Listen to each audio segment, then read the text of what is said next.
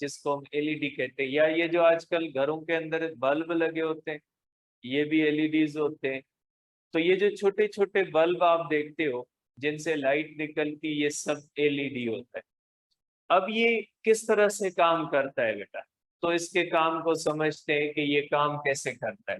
आपको पता है बेटा, जो डायोड होता है उसके अंदर इस तरह से, जो मैं एक कॉमन डायोड ले लेता हूं बेटा, इसके अंदर ये होता है बेटा, कोवैलेंट बॉन्डिंग होती है। अगर कोई भी कॉमन डायोड ही आप ले लें जिसकी एक साइड बेटा पी होती है और एक साइड जो होती है बेटा एन होती है, ठीक है। ये आपको पता है बेटा कि इसके अंदर कोवैलेंट बॉन्डिंग होती है।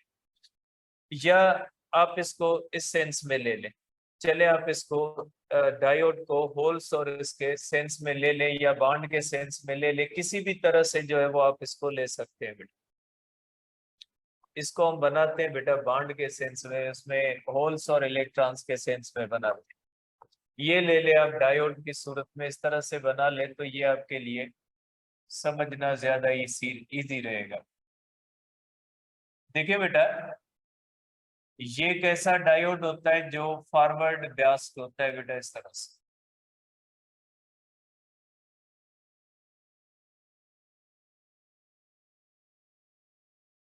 ये इस तरह से बेटा डायोड होता है, इसके अंदर ये आप समझ लें कि ये जंक्शन है, और जंक्शन की दोनों साइड पे, इस साइड पे भी और इस साइड पे भी,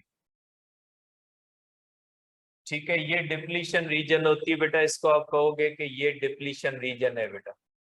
और ये आप कह लें कि पी साइड होती है बेटा, और ये हमारे पास एन साइड होती है बेटा, ठीक है।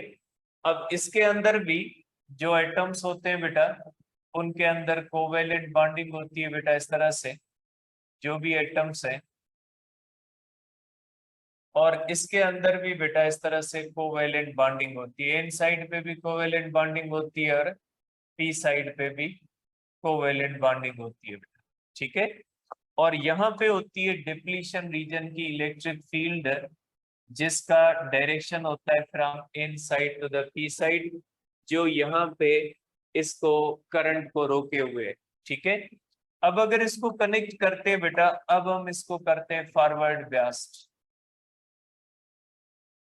ठीक है। ये अगर इसको हम कहते हैं फॉरवर्ड ब्यास्ट करते हैं, पॉजिटिव है और ये निगेटिव है।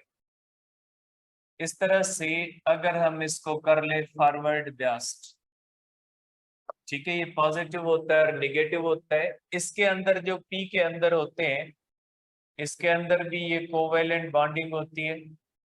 इस तरह से आप कह लेंगे कि इसके अंदर जो होती है ये कोवेलेंट बॉन्डिंग होती है बेटा, ये इस तरह से। इसके अंदर भी कोवेलेंट बॉन्डिंग होती है बेटा, ये इस तरह से। ये मैं जस्ट प्रोसेस आपको समझाने के लिए बना रहा हूं बेटा, ये दोनों के अंदर इस तरह से कोवेलेंट बॉन्डिंग होती है।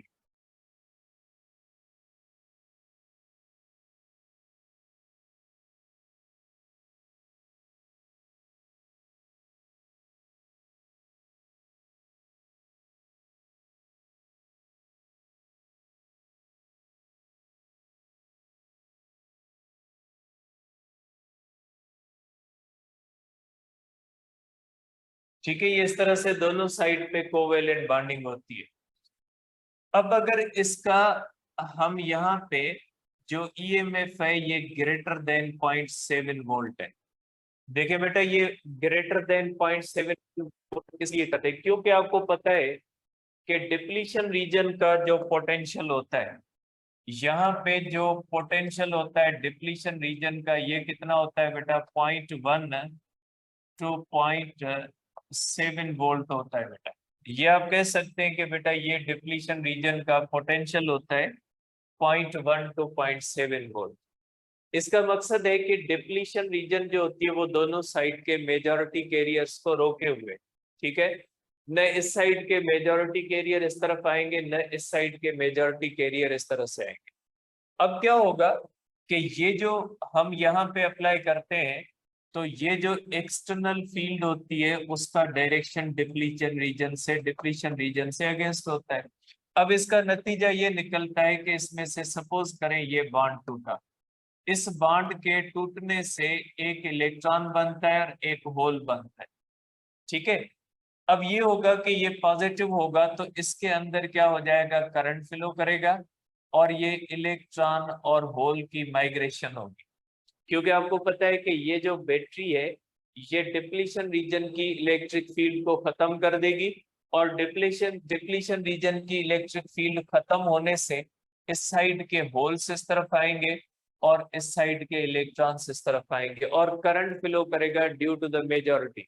लेकिन ये जो करंट फ्लो करेगा इसमें बॉन्ड टूटेंगे, होल बनेंगे, इलेक्ट्रॉन निकलेगा, फिर दूसरे होल में फिट होगा, इस तरह से स्टेप वाइज जाएगा। जैसे मैंने क्लास में भी आपको ये चीज बताई थी कि जब इस डायोड के अंदर करंट फ्लो होता है तो इसके अंदर इस तरह से बॉन्ड के अंदर अगर ये इलेक्ट्रॉन है, ये एक बॉन्ड से टूटते हैं तो दूसरे बॉन्ड के अंदर जाएंगे, इस तरह से अगर इलेक्ट्रॉन निकलेगा, होल बनेगा, ये इलेक्ट्रॉन इसके अंदर आएगा, तो ये स्टेप वाइज जाएंगे।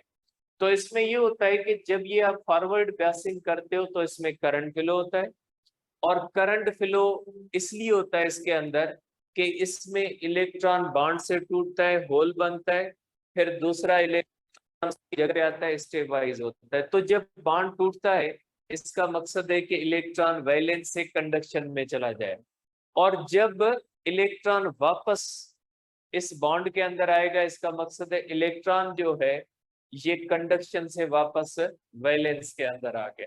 तो उसका नतीजा क्या निकलता है, उसका नतीजा ये निकलता है कि जब फॉरवर्ड बायसिंग के अंदर ये इलेक्ट्रॉन बॉन्ड से निकलता है तो उस वक्त ये बैटरी से एनर्जी लेता है और वो एनर्जी वापस इमिट करता है।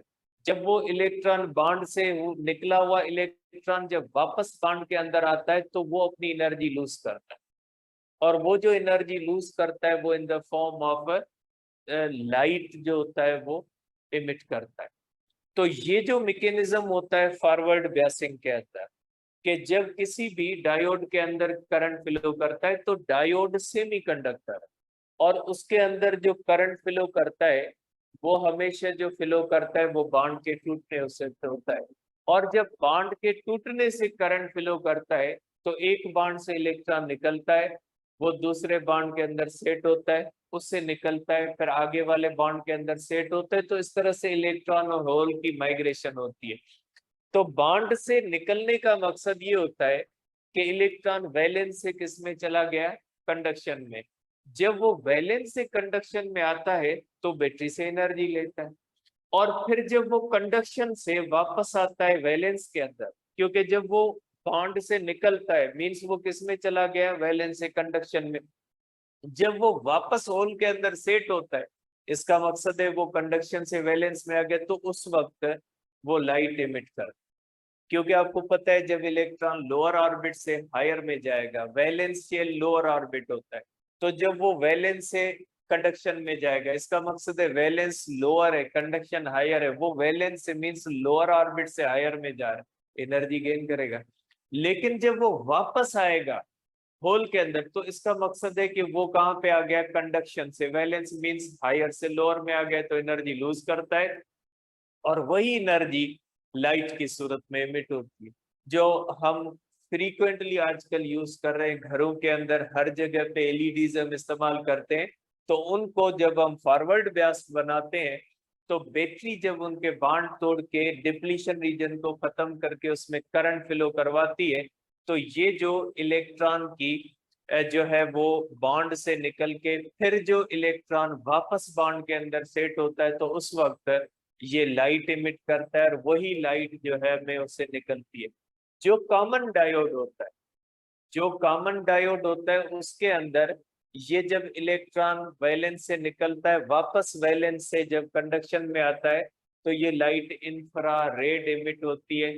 इसलिए कॉमन डायोड जो सिलिकॉन का या जर्मेनियम का होता है, जो प्योर सिलिकॉन और जर्मेनियम का जो डायोड बनता है, खाली सिलिकॉन या जर्मेनियम डॉप्ड तो होते हैं, जाहिर है पी टाइप और एन टाइप होंगे, डॉप्ड तो होंगे, तो सिलिकॉन और जर्मेनियम को डॉप करवा के उससे जो एक डायोड बनाते हैं, उसमें जो लाइट निकलती है वो इंफ्रारेड निकलती है, उसमें से विजिबल नहीं निकलती।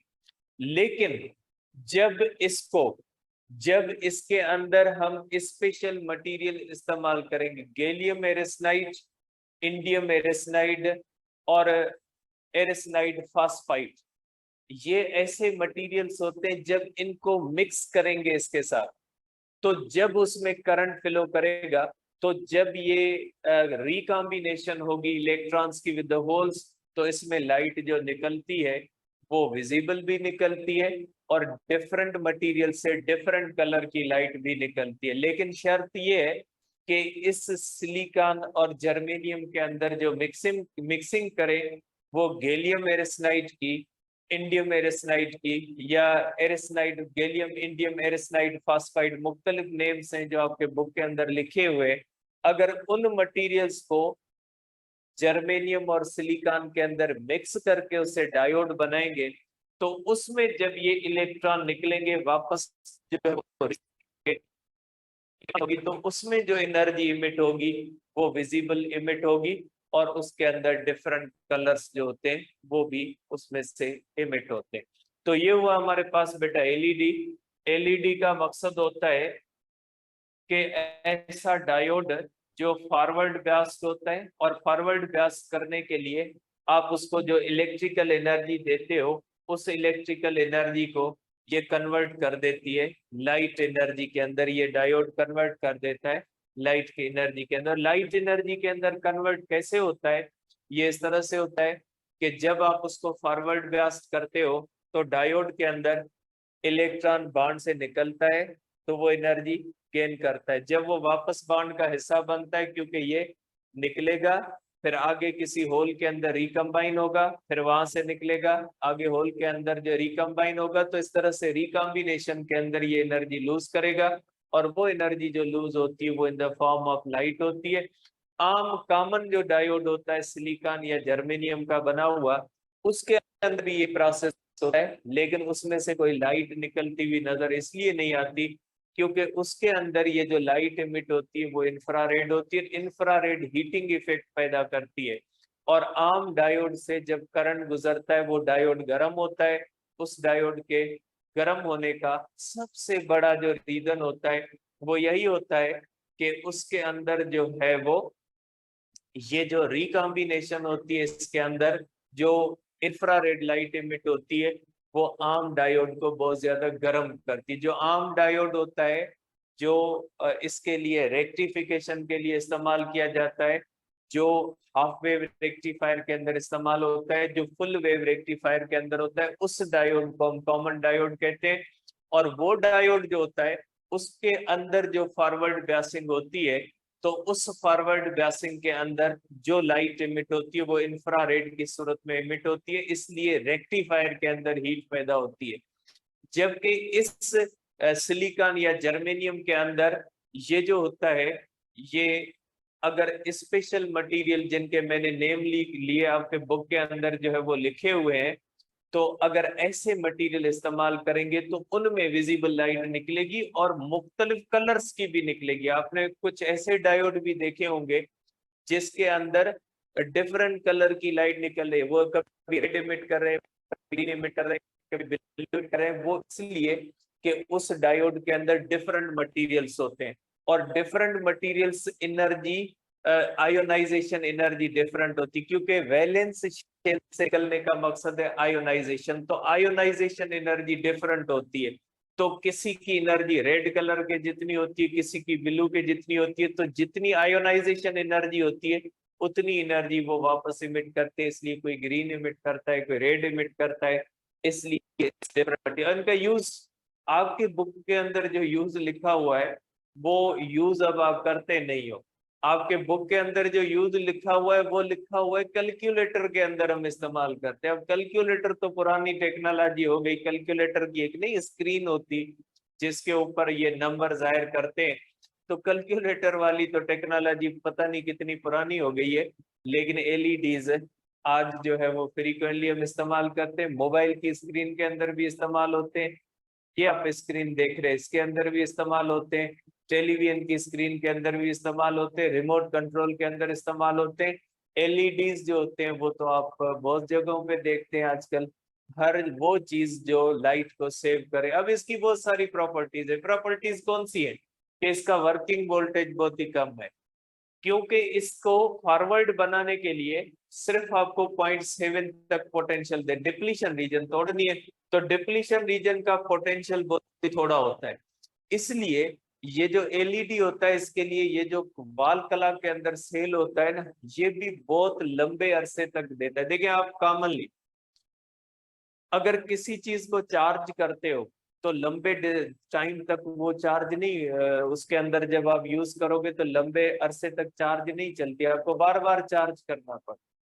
इसलिए कि आम चीजों के अंदर हीट पैदा होती है। एक ये जो एलईडी होता है ना, इसके अंदर विजिबल लाइट इमिट होती है और ये गर्म नहीं होता। जो एलईडी की लाइट होती है, आप कॉमन कोई बल्ब कोई चीज देखें वो गर्म होती है, बहुत हीट पैदा होती है, लेकिन क्या स्क्रीन तो गर्म नहीं होती। मोबाइल की स्क्रीन देखे कभी गर्म, मोबाइल गर्म होता है क्योंकि उसके अंदर बाकी और भी चीजें लगी होती है जो हीट पैदा करती है, लेकिन मोबाइल की स्क्रीन कभी गर्म नहीं होती। टेलीविजन का सर्किट गर्म होता है, टेलीविजन की स्क्रीन कभी गर्म नहीं होती। लैपटॉप गर्म होगा, उसका बाकी सर्किट गर्म होगा, स्क्रीन गर्म नहीं होती। ठीक है, ये एलईडी होता है, लाइट इमिटिंग डायोड होता है। और लाइट इमिटिंग डायोड जो होता है उसकी सबसे बड़ी प्रॉपर्टी यही होती है कि जब वो लाइट एनर्जी को इलेक्ट्रिकल एनर्जी को लाइट एनर्जी में कन्वर्ट करता है ना, तो बहुत ज्यादा परसेंट जो एनर्जी का लाइट में कन्वर्ट कर देता है, हीट के अंदर बहुत ही कम कन्वर्ट करता है। इसलिए एलईडी को जब आप इस्तेमाल कर रहे हो, उससे रोशनी ले रहे हो, तो आप उसको थोड़ी एनर्जी दोगे वो आपको रोशनी दे देगा, क्योंकि वो एनर्जी का ज्यादा हिस्सा किसमें कन्वर्ट करता है, लाइट में। वो एनर्जी का बहुत थोड़ा करता है कन्वर्ट हीट के अंदर। इसलिए एलईडी को आप कितना भी टाइम चलाएं गर्म नहीं होता। ठीक है, गर्म नहीं होता है इसलिए उसका लाइफ टाइम ज्यादा है। एलईडी कभी खराब भी नहीं होता। ठीक है, एलईडी जलता नहीं, जैसे अब फ्यूज हो जाता है ना, बल्ब और मुख्तलिफ चीजें फ्यूज हो जाती हैं, एलईडी फ्यूज नहीं होता। उसका सर्किट खराब हो जाए, उसकी वजह से उसको करंट बंद हो जाए तो फिर वो लाइट देना बंद कर देता है, लेकिन एलईडी खुद फ्यूज नहीं होता। क्योंकि एलईडी क्यों फ्यूज होगा, वो उसका तो वो ज्यादा परसेंटेज कर देता है लाइट के अंदर, वो तो गर्म होता ही नहीं है।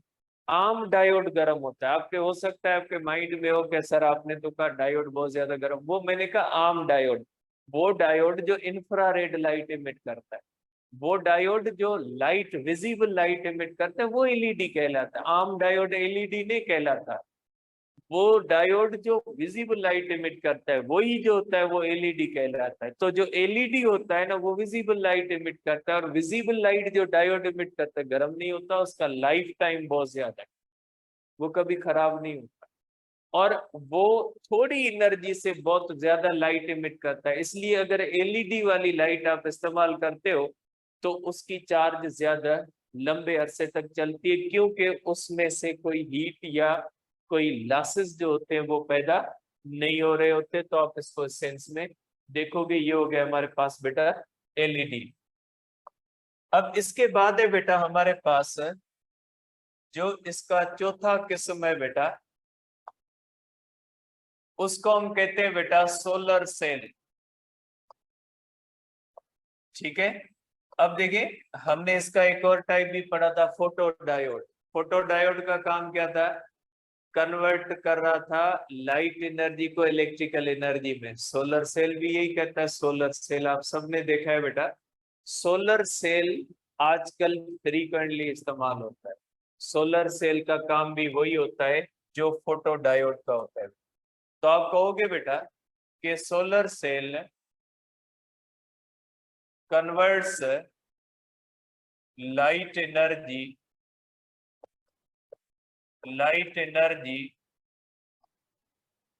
into electrical एनर्जी बेटा, ये लाइट एनर्जी को इलेक्ट्रिकल एनर्जी में कन्वर्ट करता है। फोटोडायोड भी यही करता है, लाइट एनर्जी को इलेक्ट्रिकल में करता है। लेकिन इसमें और उसमें एक फर्क है। आपने फोटो सेल भी पढ़ा था, जो फोटो इलेक्ट्रिक इफेक्ट में हमने पढ़ा था, चैप्टर 17 के अंदर हम पढ़ते हैं फोटो सेल। फोटो सेल का भी वही काम है, वो लाइट एनर्जी को कन्वर्ट करता है इलेक्ट्रिकल एनर्जी में। फोटो डायोड का भी वही काम है, लाइट एनर्जी को कन्वर्ट करता है इलेक्ट्रिकल में। सोलर सेल का भी वही काम है, लाइट एनर्जी को इलेक्ट्रिकल एनर्जी में कन्वर्ट करता है। तीनों में एक बुनियादी डिफरेंस है, वो ये होता है कि सोलर सेल को भी हमें इनपुट पोटेंशियल देना पड़ता है, क्योंकि सोलर सेल में हमने पढ़ा था एक कैथोड होता है, एक एनोड होता है। कैथोड को बैटरी के नेगेटिव से कनेक्ट करते हैं और एनोड को बैटरी के पॉजिटिव से कनेक्ट करते हैं, फिर उसके ऊपर लाइट फॉल करवाते हैं तो लाइट कन्वर्ट होती है इलेक्ट्रिकल एनर्जी में। ठीक है, ऐसे नहीं कन्वर्ट होती। और फोटो डायोड के अंदर भी हमने पढ़ा है कि फोटो डायोड को रिवर्स बायस्ड रखना पड़ता है। रिवर्स बायसिंग के अंदर उसको इनपुट ईएमएफ देनी पड़ती है, और उसी वजह से वो रिवर्स बायस्ड होता है। जब उसके ऊपर लाइट हम फॉल करवाते हैं तो इलेक्ट्रिकल एनर्जी मिलती। मीन्स फोटो सेल और फोटो डायोड दोनों इनपुट पोटेंशियल जरूरी होता है। अगर फोटो डायोड को रिवर्स नहीं करोगे तो वो काम नहीं करेगा। अगर फोटो सेल को इनपुट पोटेंशियल नहीं दोगे, एक उसकी प्लेट को एनोड नहीं बनाओगे, एक उसकी प्लेट को कैथोड नहीं बनाओगे, तब तक वो काम नहीं करेगा। लेकिन सोलर सेल के अंदर कुछ नहीं आपको करना पड़ता। सोलर सेल के अंदर हम डिप्लीशन रीजन की इलेक्ट्रिक फील्ड को इस्तेमाल करते हैं।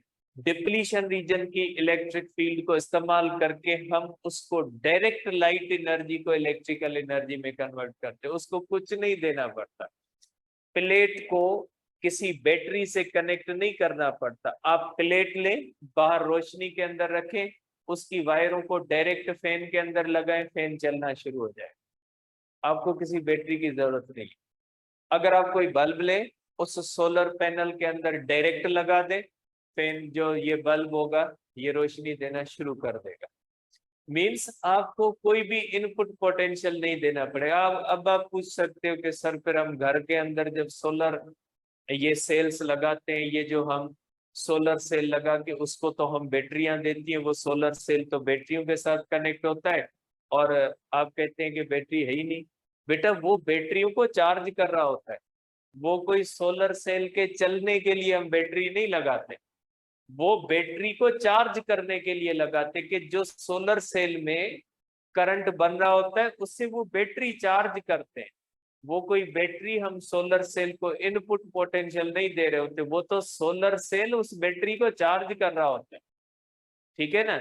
तो ये ध्यान में नहीं रखिएगा कि जो है वो हम इनपुट वोल्टेज नहीं देते, लेकिन घरों के अंदर जब हम सोलर प्लेट्स लगाते हैं उसको बैटरी से कनेक्ट करते हैं, बैटरी से फैन लगाते हैं, तो बेटा वो हम इसलिए लगाते हैं क्योंकि हम चाहते हैं कि वो बैटरी चार्ज हो जाए। भले आप उस बैटरी को नहीं लगाए, आप डायरेक्ट सोलर सेल को डायरेक्ट घर की वायरों के साथ कनेक्ट कर दें, आपको करंट देगा, सारी चीजें चलती रहेंगी, तब तक चलती रहेंगी जब तक सनलाइट होगी। लेकिन सनलाइट खत्म हो जाएगी तो बैटरीज क्या करती हैं, जो सोलर सेल से चार्ज हुई हैं, वो अब आपको एनर्जी देना शुरू कर देंगी। तो ये बैटरीज चार्जिंग के लिए लगती है, कोई इनपुट वोल्टेज इनपुट के लिए नहीं लगती, वो तो खुद उससे बनते हुए करंट को।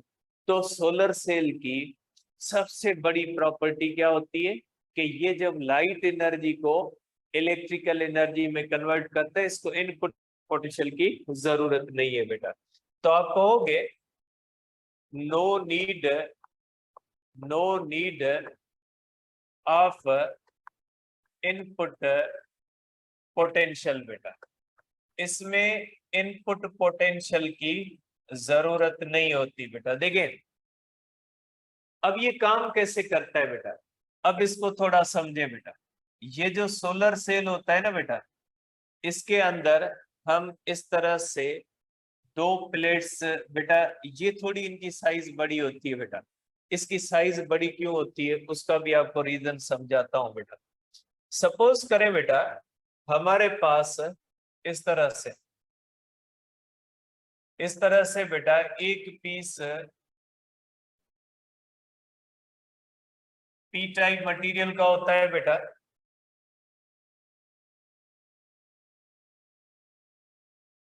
और एक पीस जो होता है वो एन टाइप मटेरियल का होता है बेटा। इस तरह से ये थोड़ा मैं बड़ा बनाता हूं क्योंकि ये थोड़ा हमें समझना है ज्यादा।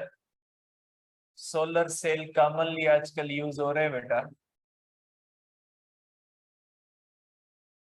सपोज करें बेटा ये हमारे पास पी टाइप मटेरियल होता है और ये हमारे पास बेटा एन टाइप मटेरियल होता है। इस तरह से पी टाइप मटेरियल और एन टाइप मटेरियल होते हैं। देखिए बेटा आप इसको कह लें कि ये पी टाइप मटेरियल है और ये एन टाइप मटेरियल है बेटा। ठीक है, एक बेटा मेटल की प्लेट होती है, ये मेटल की प्लेट आप कह लें, इसका कलर मैं चेंज कर दूं। सपोज करें ये मेटल की प्लेट है, ये मेटल की प्लेट इसके साथ चिपकी हुई होती है, इस एन साइड के साथ चिपकी हुई होती है और यहां से एक वायर बाहर आती है बेटा। इस तरह से इसके साथ वायर कनेक्टेड होती है। और ये जो होता है बेटा, ये जो ऊपर वाली साइड होती है, ये आप समझे ये ऊपर वाली साइड है, ये नीचे वाली। जो आप इस तरह से सोलर सेल देखते हो ना, उसकी एक प्लेट ऊपर होती है, एक उसके पीछे अंदर होती है। अंदर वाली प्लेट है, ये जो है वो बाहर वाली है बेटा। इसके अंदर ये बेटा जाली टाइप वायरें लगी होती है। सोलर सेल को आज गौर से देख लीजिएगा, हर किसी के घर में ये मोस्टली लगे हुए हैं।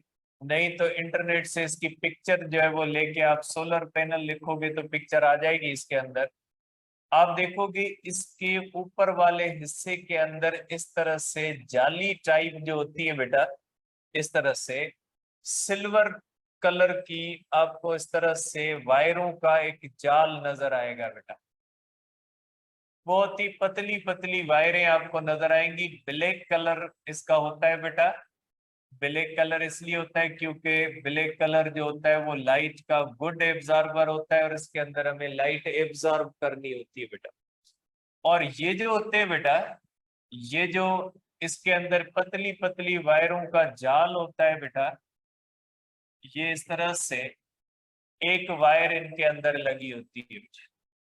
ठीक है, और ये होती है बेटा इसकी डिप्लीशन रीजन बेटा। ये मैं बना लेता हूं बेटा इसकी डिप्लीशन रीजन।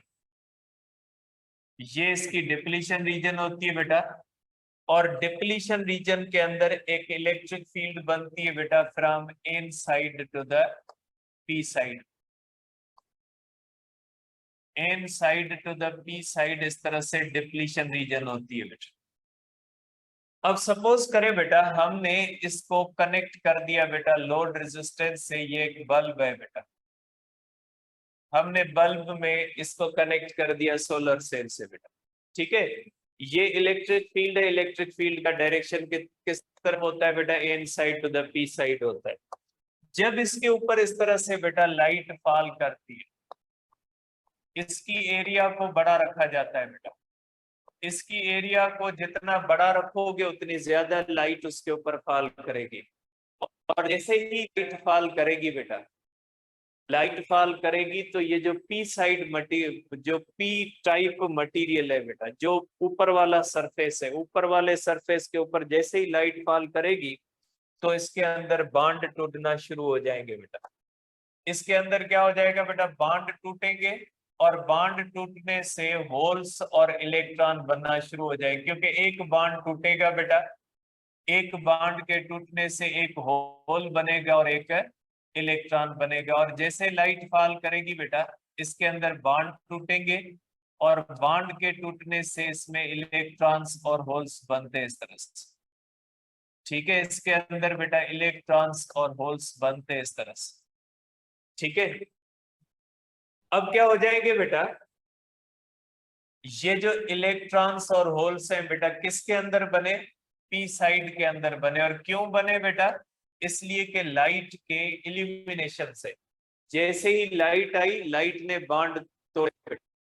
अब आप देखिए बेटा, आपको पता है बेटा कि ये जो इलेक्ट्रॉन होता है बेटा, ये इलेक्ट्रॉन है और ये क्या होता है बेटा, होल होता है।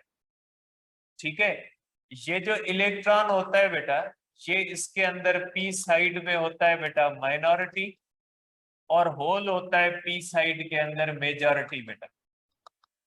ठीक है, जैसे ही लाइट फॉल करती है बेटा, इलेक्ट्रॉन्स और होल्स बनते हैं। अब आपको पता है कि डिप्लीशन रीजन की इलेक्ट्रिक फील्ड जो होती है वो माइनॉरिटी कैरियर्स को क्या करती है, सपोर्ट करती है। नतीजा क्या निकलता है कि ये जो इलेक्ट्रॉन होते हैं, ये माइनॉरिटी कैरियर है, ये सब डिप्लीशन रीजन की वजह से ये आ जाएंगे। ठीक है, ये इस तरह से आ जाएंगे। ठीक है, ये इस तरह आ जाएंगे बेटा।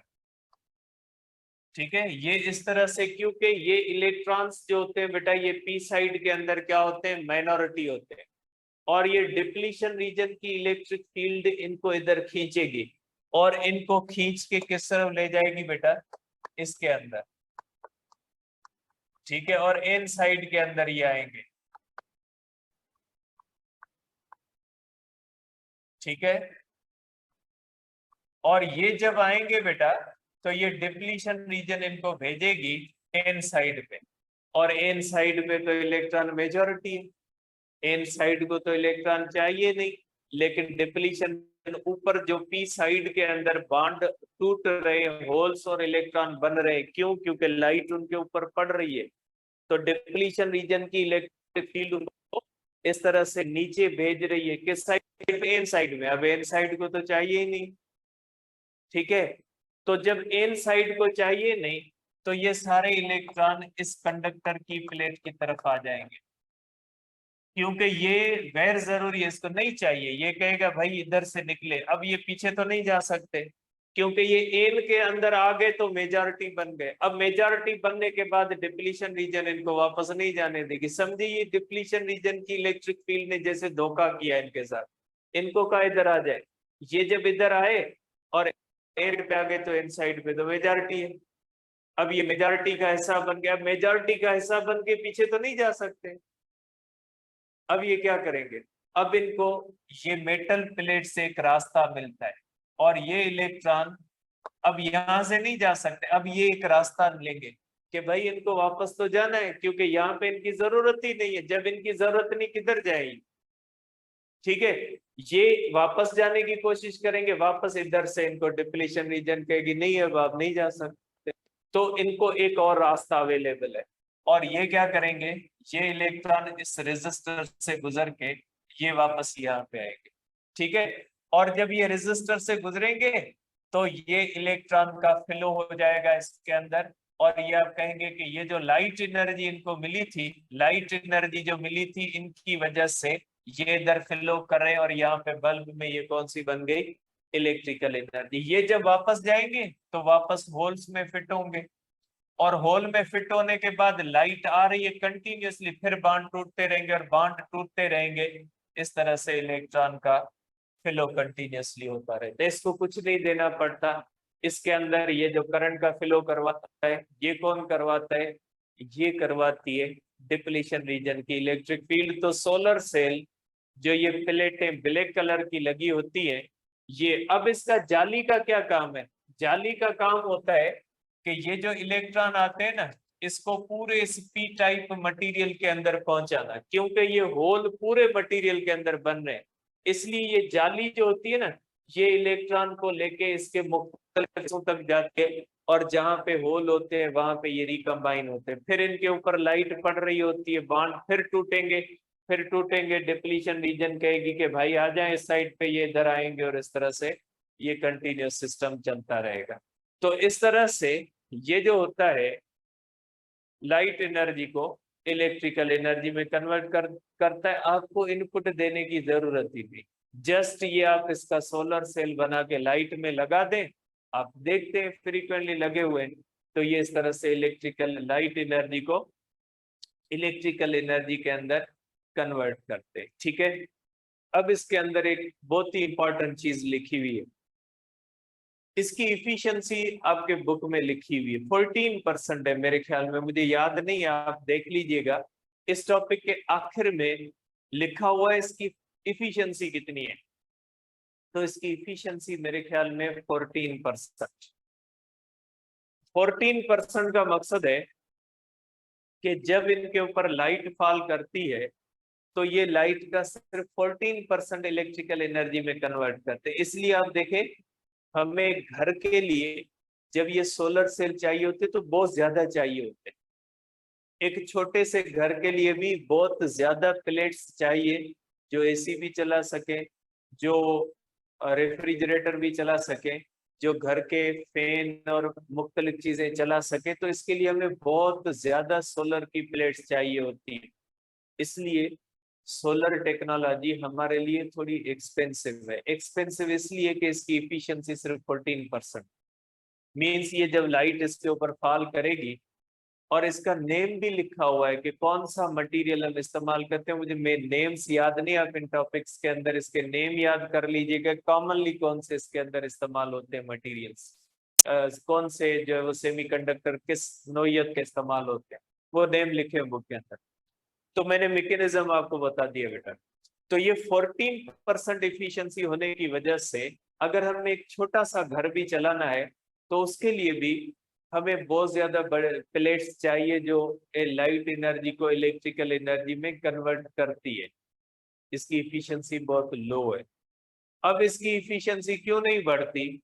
क्योंकि इसके ऊपर जो है वो इतनी बड़े पैमाने पे जो है वो रिसर्च भी नहीं हुई, और ऊपर से मुख्तलिफ फैक्टर्स हैं जो ऐसी चीजों को रोकते भी हैं।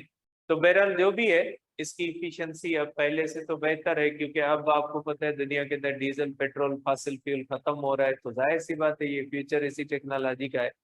इस टेक्नोलॉजी की एक और भी ड्रॉप है कि रात को काम नहीं करेगी, क्योंकि इसके चलने के लिए सनलाइट चाहिए, लाइट चाहिए। ठीक है, तो अगर लाइट चाहिए, ठीक है ना, तो रात को जो है वो सनलाइट नहीं होती, तो रात को भी इसका मसला है कि चल नहीं सकता। अब आपको पता है, हम जिस मुल्क के अंदर रहते हैं वहां पे बड़े बड़े ड्रामे होते हैं।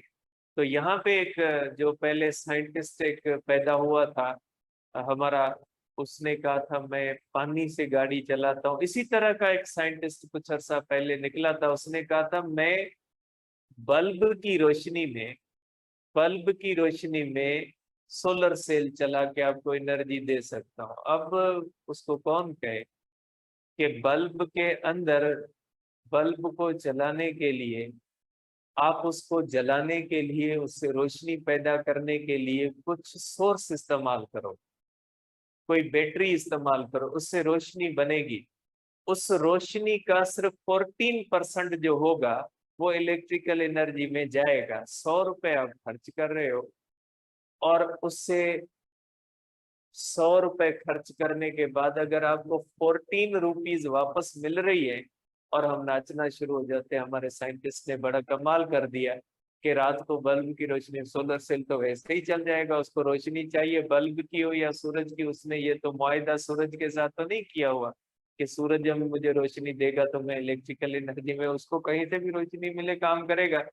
तो बल्ब की रोशनी देके 100 रुपए खर्च करके आप 14 रुपए जो है वो आउटपुट ले रहे हो, और हम नाचना शुरू कर देते हैं अपने साइंसदानों पे। तो ये जो होता है इस तरह से होती है। इसकी सिर्फ 14% भी, इसको देख एक एक बेटा इसमें चीज में रह गई। अब ये जो हमारे पास होता है ना एलईडी, ये जो फॉरवर्ड बायसिंग की वजह से लाइट एमिट करता है बेटा, इसका एक स्पेशल नेम है इस प्रोसेस का।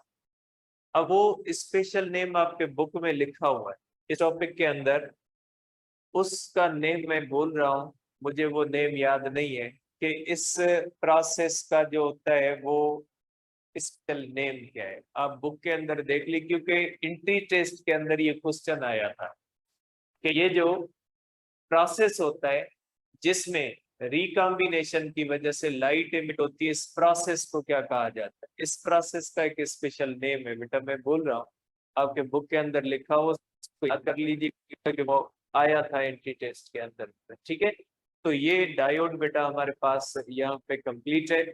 अब इसके बाद इंशाल्लाह आपका आखिरी डिवाइस है ट्रांजिस्टर, इंशाल्लाह कल कर लेंगे। तो ये चैप्टर आपका इंशाल्लाह कल कंप्लीट हो जाएगा।